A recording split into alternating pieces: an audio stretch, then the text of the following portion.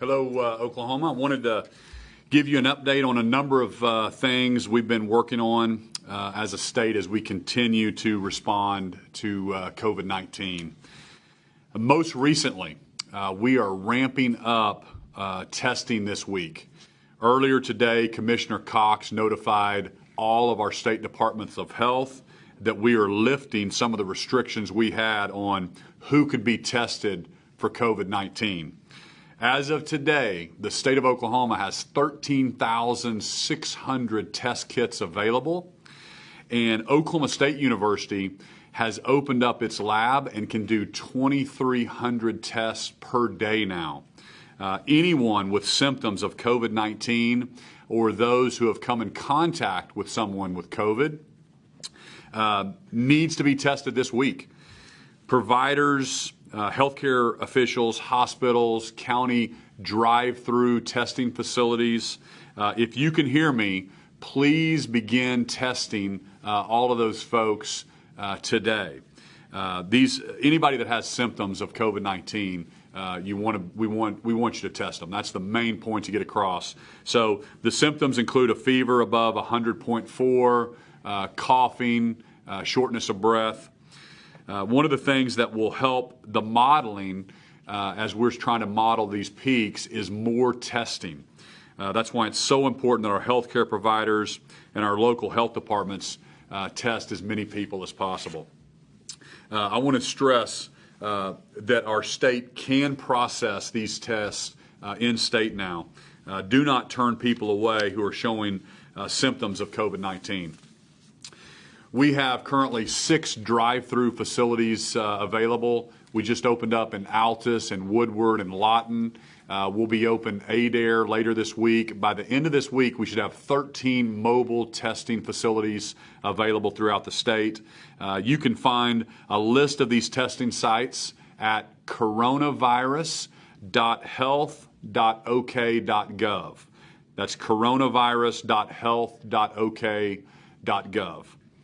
The best way to slow the curve and stop the spread of COVID is more testing and tracing, as well as continuing to practice social distancing. That is staying 6 feet away from someone.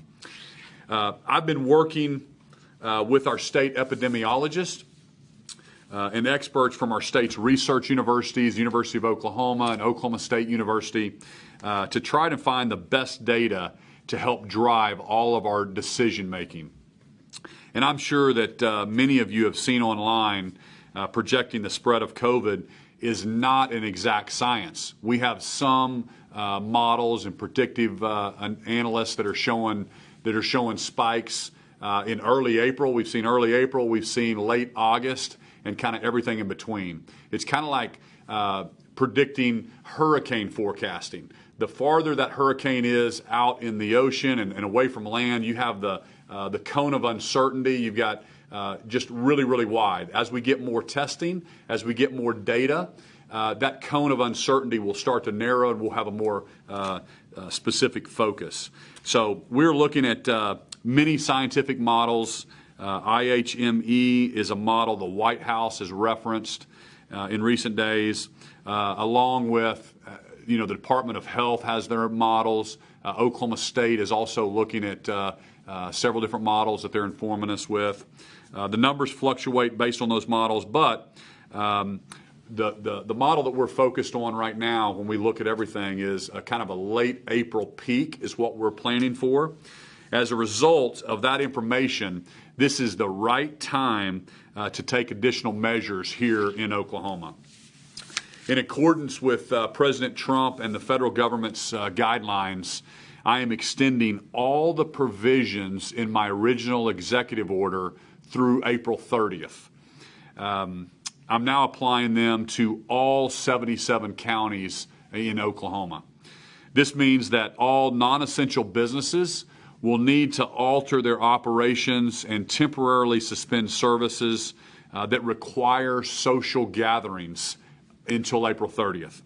Specific examples include businesses like gyms, movie theaters, tattoo parlors, massage parlors, barber shops, hair salons, amusement parks, performance halls, museums, restaurants, and bars. Restaurants may stay open for takeout and curbside delivery. And I encourage Oklahomans, we need to continue to support our local restaurants. I also want to remind Oklahomans how important it is that we limit physical interaction. This is a lot about personal responsibility and maintaining that 6-foot distance and 6 foot apart from each other. I know how much these decisions affect people, and I have agonized over all of these decisions. But this is the right time to take these steps to protect healthcare workers, our hospital systems, and each other from catching COVID-19. These next few weeks are going to be really critical to slowing the spread in Oklahoma. So please, for the sake of your family, your friends, your neighbors, let's do the right thing and work with us together to continue this social distancing. We will all continue to need kind of basic items like the grocery stores, but the grocery store is not the place for family outings. Please send one family member to get your groceries if at all possible. Your grocery store employees will really appreciate this as they are working long hours to keep the shelves stocked, and I know they'll appreciate your help. My executive order also suspends elective surgeries through April 30th. The reason behind this is twofold. Number one, it'll help us save PPE for hospitals and for our first responders.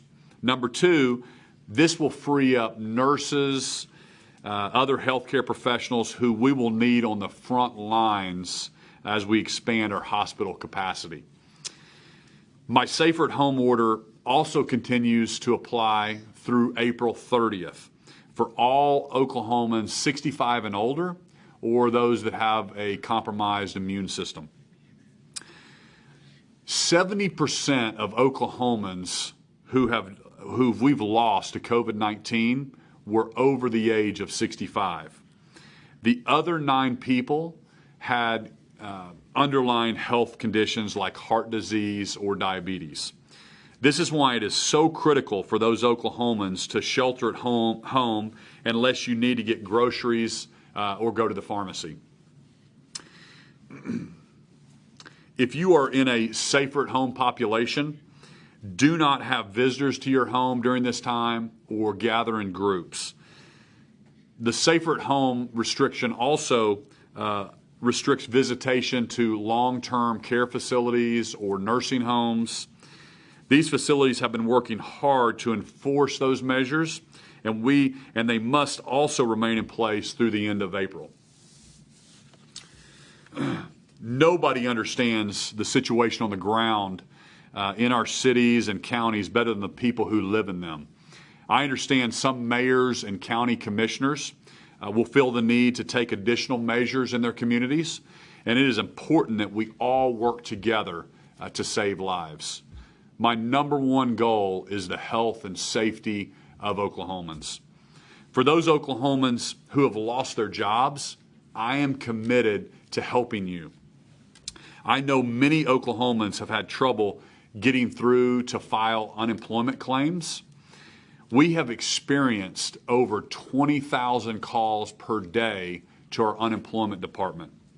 And I want you to know we've already added staff and additional technology to try to get through that backlog.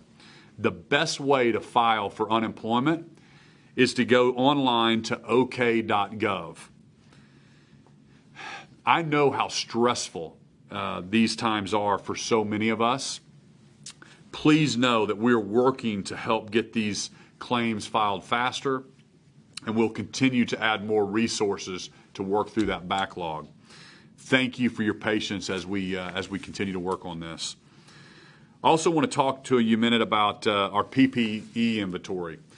This week, Oklahoma received our full supply from our federal allotment in PPE. We must reserve this supply for those who are on the front lines delivering care to COVID-19 patients, hospitals with ICU beds, and individuals being treated for COVID-19 will receive more PPE when it's needed. Later today, we are also deploying much needed PPE to our first responders across the state as they walk into unknown environments and respond to emergencies. If you are a first responder who can hear my voice and you need PPE, please let your local, your state, your county emergency manager know so they can submit a request with the State Emergency Operations Center.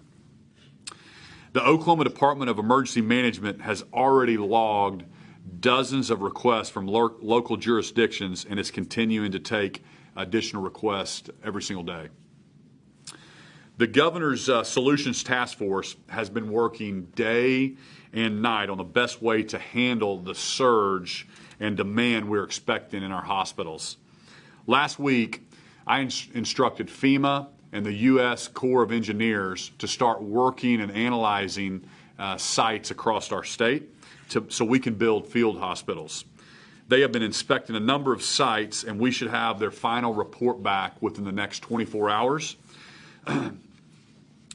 Oklahoma, I know this is a really difficult time for all of us, and I realize that many Oklahomans are anxious right now, or they're fearful of the impact this virus will have on their health or their loved ones' health. They're also, many of you are nervous about the impact this is having on our finances and our jobs, most of us are just not sure when life is going to get back to normal.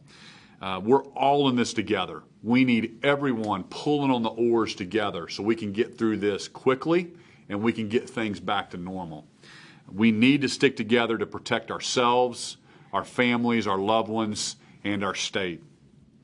And I want to close today by specifically thanking our healthcare workers, our doctors, our nurses, all those on the front lines, our first responders. And I also want to give a special shout out to our daycare workers, child care workers as well. We know how important child care is for all those of you that are working on the front lines so they can continue to go to work and keep their fellow Oklahomans safe. So thank you for being with us today. God bless you. God bless the state of Oklahoma. And let me open it up to some questions now. Sean Murphy, AP. Hi, Governor. Thanks for taking my question. I was wondering if you can kind of explain why you think it's a better idea for your office to be in control of the health department as opposed to a governing board of medical professionals, especially during a crisis time like this. And also, if you have any concerns about Gary Cox lacking the statutory requirement to lead the agency. You want to? Sure. I think, no, I think Commissioner Cox has done yeoman's work in the midst of a global pandemic. He and his team have been exemplary, have worked in concert across the state of Oklahoma. And I admire really all those who are working both in state government on the front lines of the healthcare complex. It has been an exemplary partnership during unprecedented times. As to the governor's authority, I think the professionals that have been brought in, including Dr. Casey Schrum, have worked alongside professionals from the medical community. In fact, as an example, 3 times a week, including this morning, we visit directly with representatives from the medical community, including nurses, doctors, dentists, pharmacists, and the hospitals. Again, that is a 3 times a week cadence in addition to the one-off conversations we have. So they are fully at the table, fully a part of this. I don't think the governor would have it any other way but to have us fully informed by the medical community, by our provider community. It takes all of us together on this, and I think that's the effort you're seeing now.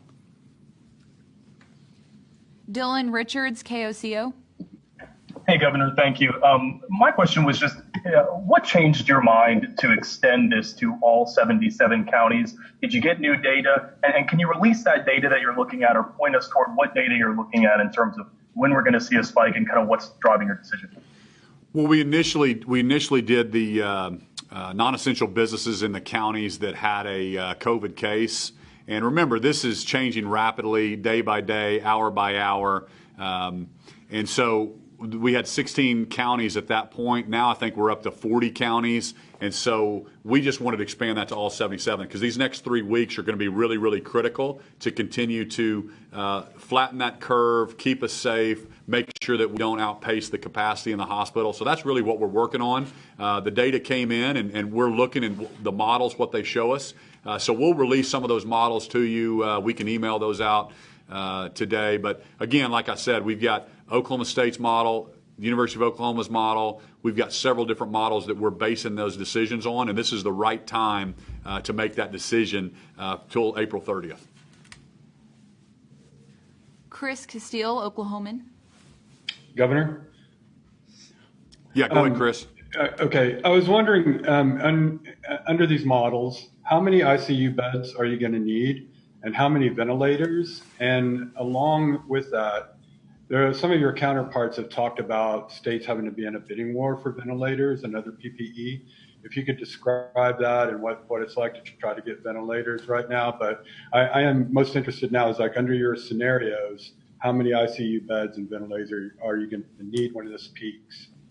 Yeah, we're going to be showing those peaks probably tomorrow, or the next day, whenever I release some information on our surge plans and our plans to what hospitals we're going to build and how we're going to spike up. But again, the modeling at this point shows between 4,000 beds needed to 6,800 beds needed, depending on what model you look at. So we're going to plan for an early peak, but we're on a nice trajectory in case this thing peaks later. Ventilators. We're showing in those early peaks that we have enough ventilators in our state right now. If it does peak some of those later times, we'll need to acquire some other ventilators. So we have folks focused specifically on ventilators. We have folks specifically focused on our ICU capacity, and we've been working around the clock to help our hospitals with their surge plans as well. And I'll let Secretary Lockridge add anything he wants on the ventilator piece. But right now, the early surge, it looks like we're okay on the ventilators, and you might speak to the hospital beds. Sure. As the governor alluded to, we have in the various models we have, it predicts various times where we'll reach bed capacity, but the number of required beds remains fairly constant. So in the coming days, we will release the plan that really lays out how it is, as the governor's previously called for, that we will have 2 COVID centers, one in Oklahoma County and one in Tulsa. And then in concentric circles outside of that are the hospital plans to surge up to 40%. And then outside of that are federal partners, FEMA and U.S. Army Corps of Engineers, determining what it looks like for us to have what amount to field hospitals. And so we have multiple layers of response here that, when taken in total, we believe will accommodate all the demand that we'll have, both with respect to hospital beds generally and ICU beds more particularly. Yeah. Additionally, I would add that, it's going to require all of our healthcare systems, our hospitals across the state, working together in a concerted manner and in a plan that allows us to provide the right care to the level of patient that's needed. And so as we put our plans together, we are working with the healthcare community to make sure that we're all going to be moving forward in a coordinated fashion so that we can take care of Oklahomans. Ken Miller, AP. Yes, Governor, thank you. My question is, at what point do you think we might get to the realization that an absolute order to shelter in home is needed, or even to stop, as some businesses are doing, restaurants come to mind, curbside service? So we're monitoring these on a daily basis, but when we look at the stats, a lot of this is about personal responsibility. And I think Oklahomans have done a tremendous job of social distancing. They've done a tremendous job of letting people work from home. And we've got that safer at home policy in place across all 77 counties. I did that a couple weeks ago for our vulnerable population, or over 65. And so even when people get out to the grocery stores and they have to go to the pharmacy, we know we have to be out of our house. It's not practical to bunker in the whole society through the end of April, or certainly not beyond that. So even when you get out, I'm reminding Oklahomans we all have a duty to make sure that we keep our social distances. And again, I think they're doing a great job. When I'm out, we see when I have to go someplace, you have to elbow bump, and so we are certainly keeping our social distancing. But we're monitoring all that, and we're going to make the right data based on the scientific data that's happening in Oklahoma, and that's where we're at right now today. Paul Money's Oklahoma Watch. Thank you, Governor. Just wanted to check in on the staffing needs for if you need to field hospitals around the state, and also, what the staffing needs on the surge top looks like. Staffing needs. You want to speak to Right. that? So as we are working with the hospitals across the state and asking them what they can do with their capacity should we see a surge, they're also looking at plans and staffing plans, what they would need to do. When you go into a crisis situation, sometimes you are required to staff at a different level. And so different standards of care exist when you hit a crisis stage. And so all the hospitals are looking at that currently. As we work through that with them, it helps us to understand what we need to do, but we're certainly looking at licensing, early graduation for nurses, and things that would allow us to increase our healthcare capacity through staffing. Janelle from CNHI. Hi, Governor. I had a quick question. I wondered at what point we would consider shelter in place. I know a lot of people thought that might be coming today. Yeah, when I say non-essential businesses statewide, and I say the vulnerable population are safer at home across all 77 counties, again, when you look at what I've put in place, I think it's the right. I'm setting the right tone for Oklahoma. Again, this is all about social distancing. This is about making sure that we take personal responsibility. And even when you get out and you go to the grocery store, you get out and go places, you've got to remain 6 feet apart and lower that transmission rate. So what we've done by extending it through April 30th is the right thing for Oklahoma at this time. Trey Savage, Non-Doc Media. Yeah, Governor and Secretaries, thanks so much for the time today. Yesterday, there was a letter sent by the Commissioner of Health, Gary Cox, to private laboratories asking that they follow or comply with state statute reporting both positive COVID-19 test results and negative test results. I know that on their website, it specifies with an asterisk that the negative number does not reflect private labs. And I think to this point, many, if not a plurality of the tests done on Oklahomans have been conducted by private labs. So can you speak to the need for compliance with that from the private labs? And do you have maybe a more robust estimate of the total number of people who've been tested? Because we're seeing national media talk about how Oklahoma has the fewest tests in the country, and I'm kind of wondering if this plays into it. Sure, very quickly, Trey, and then I'm going to hand it over to Dr. Shrum, for whom this is an area of deep expertise. But the reason that we need to test is we do need to see both where it exists in the community, and we need to get the denominator of our math up. And that's really the call on the private labs, who to date have provided their positives but not their negatives. The letter you would have seen come out from Commissioner Cox is designed specifically to do that, to require the reporting of our negatives. If not, we only have part of the equation. But I'll let Dr. Shrum opine on just why it is that that's important and the mechanism by which that works. Absolutely. So it is very important that we both understand the negatives and the positives, and that everyone is reporting in. As we've talked a lot about modeling and the data, the tests are the data that help us see into the future. So testing more people is important, understanding whether that's positive or negative. And as the governor previously stated, testing more individuals. We have that capacity now. So the more testing we do, the more we understand what's going on out in our communities across our state, and helps us to better look into the future through modeling of that data. So it is important for us to understand both the positives and the negatives, and it has been more challenging to get the negative results back.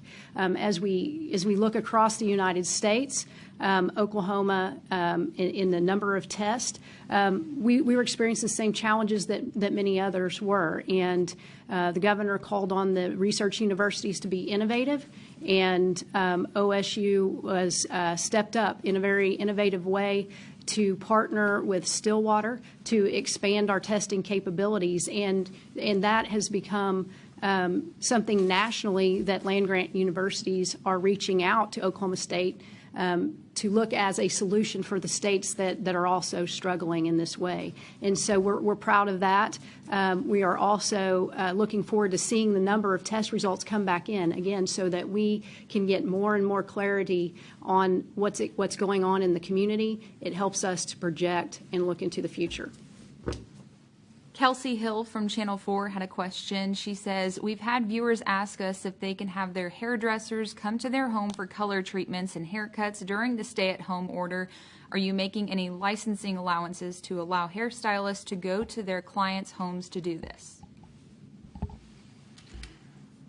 I think that's a great point. I'll take that into consideration and release some guidance on that. But as long as you stay out of groups of 10 or more, we understand that there's things like that you're going to have to continue to figure out ways to do.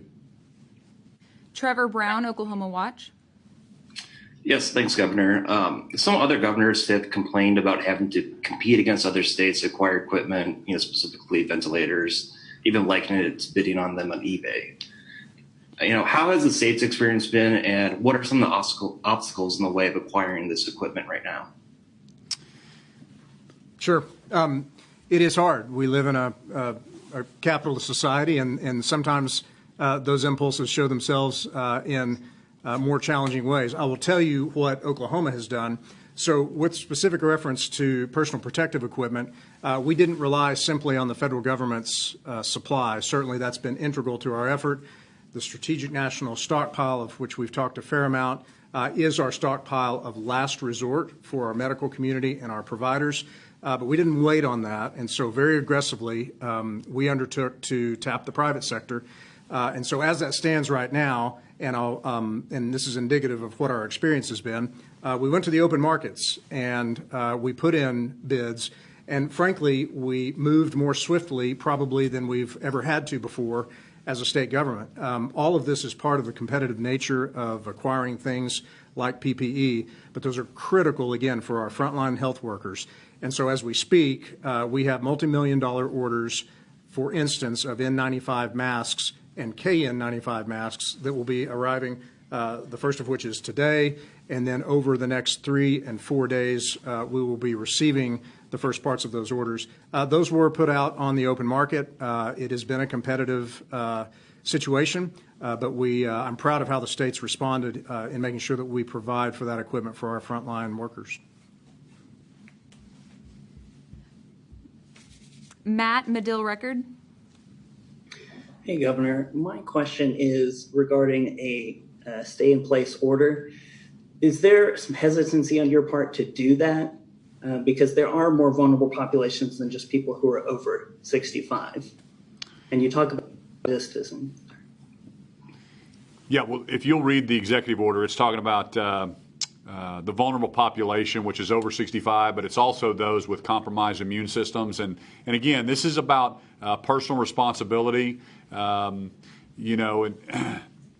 so I think we've done what we should do. And when you talk about the essential businesses across all 77 counties, then defining those as the social gathering, but I am a realist in the fact that you could make all these, hey, shelter at home, but ultimately it comes back to personal responsibility. We know that people still have to go to the grocery store, so how do we do that safely? So I'm approaching it more telling people exactly, here's the guidelines. We have to take personal responsibility. We have to continue the social distancing. Businesses have to continue to innovate. That's why we went to the curbside delivery. We've expanded it to all 77 counties now, even the counties that haven't had a positive case, because I want us to be safe. These next 3 weeks are going to be critical in Oklahoma, and that's why I'm letting Oklahomans know it is up to us to take care of each other, our neighbors, ourselves, and stop this spread so we can get through these next 3 weeks and get on the other side of that curve. So that's kind of my job as governor, is kind of set those parameters. And like I said earlier in my opening remarks, there's some mayors, or there's some folks, county commissioners, people that are in certain cities that may want to take additional actions. These are times when we have to protect public health, but ultimately this is a personal responsibility, and I don't believe that we can arrest people or do that. We've got to again go do essential services. There's pharmacy, so we've got to be safe when we go do it. Justin Schreier, News on 6. Hi, Governor. How come you haven't really extended your safer at home order to really include everyone in this state? We've seen there are many states out there right now who have a similar safer at home order, and they've applied it to every single person across their states to really flatten this curve. I don't know if everybody's heard the last questions or not. I've answered that 4 times. So next question. Taylor Adams, KFOR.